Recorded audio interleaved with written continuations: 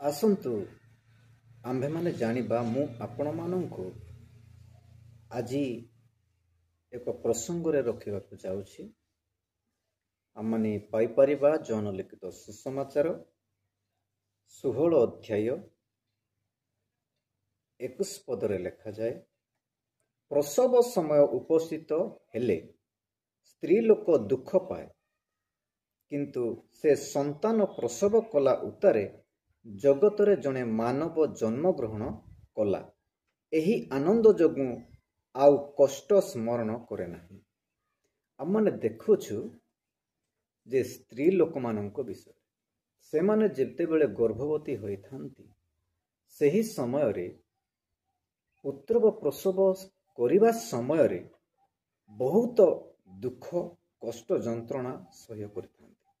ଯେହେତୁ ସଦାପ୍ରଭୁ ପରମେଶ୍ୱର ପୂର୍ବରେ ଆଦମ ହବାଙ୍କ ସମୟରେ ତାହା ରଖିଦେଇଛନ୍ତି, ଯେହେତୁ ଈଶ୍ୱରଙ୍କର ଅବାଧ୍ୟ ସକାଶେ ଯେ ଏହା ଘଟିଥିଲା, ଯେହେତୁ ପ୍ରଭୁ ତାହା ପ୍ରସବ ବେଦନାକୁ ସେ ବଢ଼ାଇ ଦେଇଥିଲେ, ତହିଁ ହେତୁ ଆଜି ପର୍ଯ୍ୟନ୍ତ ପ୍ରତ୍ୟେକ ସ୍ତ୍ରୀମାନେ ଗର୍ଭବତୀ ହେବାର ପ୍ରସବ ସମୟରେ କଷ୍ଟ ପାଇଥାନ୍ତି। ସେହିପରି ଯେତେବେଳେ ସେ କଷ୍ଟ ପାଆନ୍ତି ଆଉ ବହୁତ ଦୁଃଖ କରନ୍ତି, ଯେତେବେଳେ ତାଙ୍କର ସନ୍ତାନ ଜନ୍ମ ହୁଅନ୍ତି, ସନ୍ତାନ ଦେଖିବା ଉତ୍ତାରେ ଆଉ ସେ କଷ୍ଟକୁ ଦୁଃଖକୁ ସ୍ମରଣରେ ଆଣନ୍ତି ନାହିଁ, ତାହା ସମ୍ପୂର୍ଣ୍ଣ ରୂପେ ଭୁଲି ଯାଆନ୍ତି। ଯେହେତୁ ବିଷାଦ ଆନନ୍ଦରେ ପରିଣତ ହୋଇଥାଏ, ସେହିପରି ଶିଷ୍ୟମାନଙ୍କ ନିମନ୍ତେ ମଧ୍ୟ ତାହା ଏକ ବାସ୍ତବ କଥା ଥିଲା।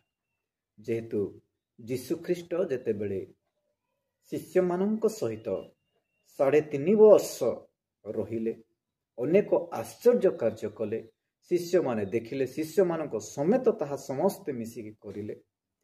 ଯେତେବେଳେ ଯୀଶୁ କହିଲେ ଯେ 16 ପଦରେ ଯାହା ଆମମାନଙ୍କୁ ପାଇବାକୁ ପାଉଛୁ, ଲେଖାଯାଇଛି, ଅଳ୍ପ ମାତ୍ର ସମୟ ରହିଲା, ତୁମ୍ଭେମାନେ ମୋତେ ଆଉ ଦେଖିବ ନାହିଁ, ପୁନର୍ବାର ଅଳ୍ପ ସମୟ ଉତ୍ତାରେ ତୁମ୍ଭେମାନେ ମୋତେ ଦେଖିବ।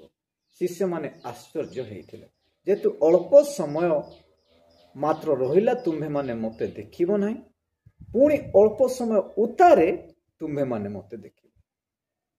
ଆଶ୍ଚର୍ଯ୍ୟ ହେଇଥିଲେ ଶିଷ୍ୟମାନେ, କେଉଁ ପ୍ରକାର କ'ଣ ପାଇଁ ଯୀଶୁ ଏଟା ଆମମାନଙ୍କୁ କହିଲେ ତାହା ସେମାନେ ଜାଣିପାରିଲେ ନାହିଁ। ଯେହେତୁ ଯୀଶୁ ଜାଣିଥିଲେ ଯେ ମୁଁ ପିତାଙ୍କ ନିକଟକୁ ଯାଉଅଛି, ସେଥି ନିମନ୍ତେ ଏହା ସେ ସେମାନଙ୍କୁ କହିଥିଲେ। ଯେହେତୁ ଅଳ୍ପ ସମୟ ମାନେ କ'ଣ ଏହା ବୋଲି ଶିଶୁମାନେ ବହୁତ ବାଦାନୁବାଦ କରିଥିଲେ। ଯେହେତୁ ପରେ ଯେତେବେଳେ ଯୀଶୁଖ୍ରୀଷ୍ଟ ସେ ଅଳ୍ପ ସମୟ କହିଥିଲେ, ତା ସମୟ ଉପସ୍ଥିତ ହୁଅନ୍ତେ ସେ ଶତ୍ରୁମାନଙ୍କ ହସ୍ତରେ ସମର୍ପିତ ହେବାକୁ ଯାଉଛନ୍ତି। ଯେତେବେଳେ ଶତ୍ରୁମାନଙ୍କ ହସ୍ତରେ ସମର୍ପିତ ହେଲେ ଆଉ ସେ ମୃତ୍ୟୁ ଭୋଗ କଲେ, କ୍ରୁଶରେ ଚଢ଼ାଗଲା ଆଉ ତାହାଙ୍କୁ ସମାଧି ଦିଆଗଲା। ଦେଖନ୍ତୁ ସେହି ସମୟରେ ଶିଷ୍ୟମାନେ ବହୁତ ନିରାଶ ହେଲେ, ବହୁତ ହତାଶ ହେଲେ, ବହୁତ ଦୁଃଖ ପାଇଲେ। ଯେହେତୁ ନିଜ ଲୋକମାନଙ୍କ ପାଖରେ ଯେତେବେଳେ ସେ ଯୀଶୁଙ୍କ ସହିତ ଠିଆ ହେଉଥିଲେ, ବହୁତ ଶିଷ୍ୟମାନଙ୍କର ଆନନ୍ଦରେ ପରିଣତ ହେଉଥିଲେ, କିନ୍ତୁ ଦେଖନ୍ତୁ ଏବେ ଦୁଃଖରେ ପରିଣତ ହେଉଛନ୍ତି। ଯୀଶୁ ଯାହା କହିଥିଲେ ଜଗତ ଆନନ୍ଦ କରିବ, ଯାହା 20 ପଦରେ ଲେଖାଯାଏ, ସତ୍ୟ ସତ୍ୟ ମୁଁ ତୁମ୍ଭମାନଙ୍କୁ କହୁଅଛି, ତୁମ୍ଭେମାନେ ରୋଦନ ଓ ବିଳାପ କରିବ, କିନ୍ତୁ ଜଗତ ଆନନ୍ଦ କରିବ। ତୁମ୍ଭେମାନେ ଦୁଃଖିତ ହେବ, କିନ୍ତୁ ତୁମ୍ଭମାନଙ୍କ ଦୁଃଖ ଆନନ୍ଦରେ ପରିଣତ ହେବ। ସଦାପ୍ରଭୁଙ୍କ ନାମର ଧନ୍ୟବାଦ ହେଉ। ଦେଖନ୍ତୁ ଏଟା ସଦାପ୍ରଭୁ ଏଟା ସମସ୍ତ ବିଷୟ ଯୀଶୁ ଜଣାଇଛନ୍ତି ଯେ ତୁମ୍ଭେମାନେ ବିଳାପ କରିବ। ସତରେ ପ୍ରିୟ ବନ୍ଧୁ,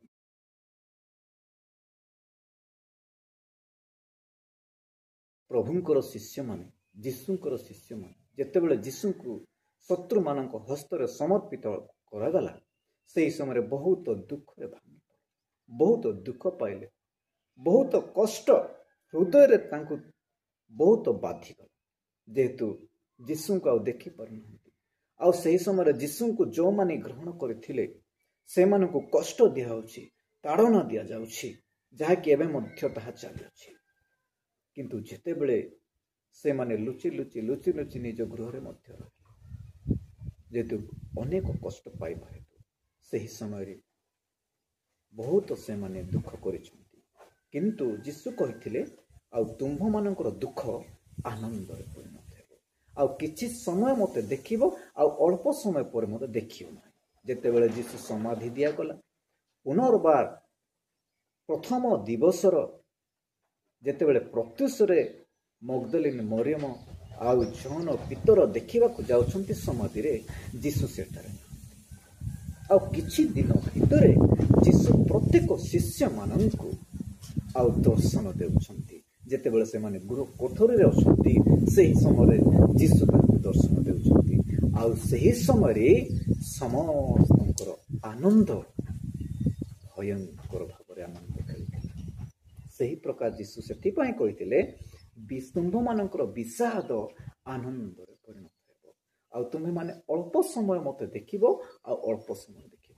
ସତରେ ପ୍ରିୟ ବନ୍ଧୁ, ଆମର ପ୍ରଭୁ ଯୀଶୁ ଖ୍ରୀଷ୍ଟ ଆଉ ଆମମାନଙ୍କ ନିମନ୍ତେ ବଳିକୃତ ହେଲେ, ତାହା ପୂର୍ବରୁ ଶିଷ୍ୟମାନଙ୍କୁ ସୂଚାଇ ଦେଇଥିଲେ। ସେତେବେଳେ ଶିଷ୍ୟମାନେ ଜାଣିଲେ, ଠିକ୍ ଏହା ହିଁ ଯୀଶୁମାନେ କହିଥିଲେ ଯେ ଆମମାନଙ୍କର ଦୁଃଖ ପରିଣତ ହେବ, ପୁଣି ଆନନ୍ଦରେ ପରିଣତ ହେବ। ଯେହେତୁ ଅଳ୍ପ ସମୟ ଦେଖିବ ନାହିଁ, ପୁନର୍ବାର ଅଳ୍ପ ସମୟ ପରେ ଦେଖିବ, ଏହା ଯୀଶୁ କହିଥିଲେ ବୋଲି ସେହି ସମୟରେ ଜାଣିଲେ। ସତରେ ପ୍ରିୟ ବନ୍ଧୁ, ଯୀଶୁ ଖ୍ରୀଷ୍ଟଙ୍କର ବାସ୍ତବ କଥା। ଯୀଶୁ ଖ୍ରୀଷ୍ଟ ଯେତେବେଳେ ସେ ଆସିଲେ, ତାହା ଜଣାଶୁଣା କରି ଆସିଛନ୍ତି। ଆଉ ଯେତେବେଳେ ସେ ଦୁଃଖ ଭୋଗ କରିବେ, ଦୁଃଖ ଭୋଗକୁ ମଧ୍ୟ ଶିଷ୍ୟମାନଙ୍କୁ ଜଣାଇ ଦେଇକି ସେ ଦୁଃଖ କଷ୍ଟ ପାଇଛନ୍ତି। ଆଉ ସେ କହିଛନ୍ତି ଯେ ସମସ୍ତ ତୁମ୍ଭମାନଙ୍କର ପାପକୁ ମୁଁ ବୋହି ନେବା ପାଇଁ ଆସିଛି। ଆଉ ଯୀଶୁ ଖ୍ରୀଷ୍ଟ ଆମର ସମସ୍ତ ଏ ଜଗତର ସମସ୍ତ ପାପକୁ ସେ ବୋହି ନେଇକି ଯିବା ନିମନ୍ତେ ଆସିଥିଲେ। ଆଉ ଯୀଶୁ ଖ୍ରୀଷ୍ଟ ବାସ୍ତବରେ ସେ ତୃତୀୟ ଦିନରେ ଉଠିଲେ, ଶିଷ୍ୟମାନଙ୍କୁ ଦର୍ଶନ ଦେଲେ, ଆଉ 500 ଉର୍ଦ୍ଧ୍ୱ ଲୋକମାନଙ୍କୁ ଦର୍ଶନ ଦେଲେ। ଆଉ ଅନେକ ଯେଉଁମାନେ କି ତାଙ୍କୁ କଷ୍ଟ ଦେଇଥିଲେ, ତାଡ଼ନା ଦେଇଥିଲେ, ତାଙ୍କୁ ମୃତ୍ୟୁଦଣ୍ଡ ଦେଇଥିଲେ, ସେମାନେ ମଧ୍ୟ ତାହାଙ୍କୁ ଦେଖିଲେ। କିନ୍ତୁ ସେମାନେ ଲୁଚା ଛପା କରିବା ପାଇଁ ଚେଷ୍ଟା କଲେ, କିନ୍ତୁ ପାରିଲେ ନାହିଁ। ଯୀଶୁ ତ ଉଠିଛନ୍ତି, ଆଉ କ'ଣ ଲୁଚା ଛପା କରିବେ? ସୈନ୍ୟମାନଙ୍କୁ ଧମକାଇ ମଧ୍ୟ ଦେଇଥିଲେ, ଟଙ୍କା ଯାଚିଥିଲେ, ଯୀଶୁ ଉଠିଛନ୍ତି ବୋଲି କହିବ ନାହିଁ। ଯେହେତୁ ଯୀଶୁଙ୍କୁ ଶିଷ୍ୟମାନେ ଚୋର କରି ନେଇଗଲେ ବୋଲି କହିବ ବୋଲି କହିଥିଲେ। ବାସ୍ତବ କଥା, ସୈନ୍ୟମାନେ ଜଗିଥିବା ସମୟରେ କେଉଁମାନେ ଚୋର କରିକି ନେବେ? ତାହା ନେଇପାରିବେ ନାହିଁ।